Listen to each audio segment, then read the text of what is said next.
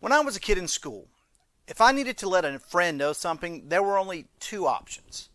Number one, I could speak to that person directly, which was rarely a good idea in the middle of class because teachers tended to frown upon that kind of disruption. Or, number two, I could pass a note. Needless to say, teachers weren't big fans of that either, but if done correctly, it could be done discreetly, and she'd be none the wiser. But in the early 2000s, the worlds of passing notes in class came to an end thanks to the great invention known as the BlackBerry.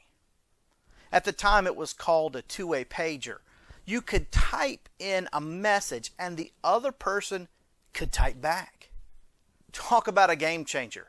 This, my friend, is now known as text messaging. And what would life be without it? Within a couple of years, BlackBerry upped their game and added a web browser, the ability to get email, internet faxing, and a mobile phone to the device. In other words, it was the world's first smartphone. So tell me, when's the last time you saw anyone using a BlackBerry? I mean, these folks cornered the market on mobile phone technology. They were the innovators. They were the inventors. But now, they're basically non-existent. Why? It's because BlackBerry failed to move forward.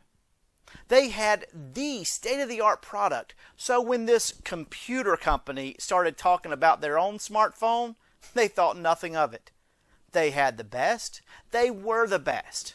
Who in the world would ever buy a phone from a company like Apple Computers?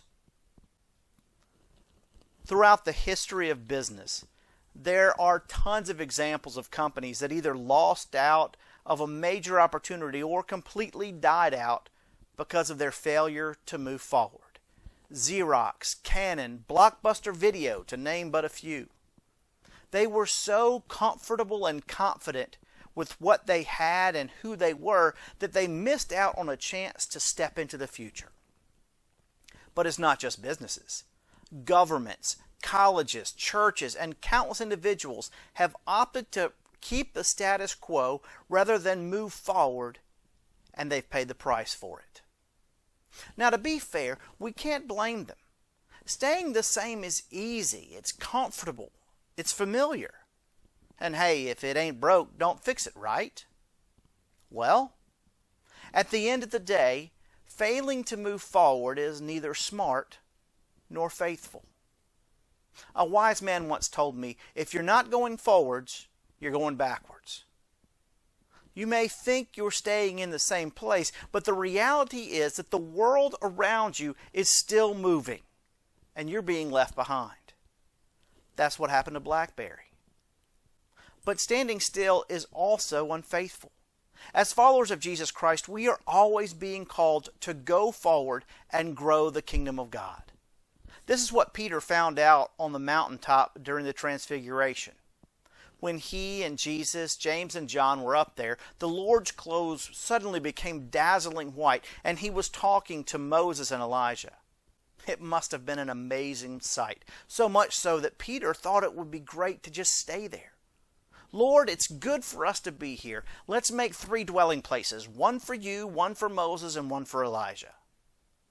But immediately they were overshadowed by a great cloud and heard a voice, "This is my Son, the Beloved. Listen to him." And with that, they couldn't stay in the comfort, the easy, or the familiar. They had to go down the mountain. They had to move forward. And so do you. Friend, there's a lot of world out there. There are countless opportunities and possibilities. God's work needs to be done, but it won't happen if we stay where we are. We must go forward. I'm Pastor Stephen Mims, and that's your word for Wednesday. May God bless you.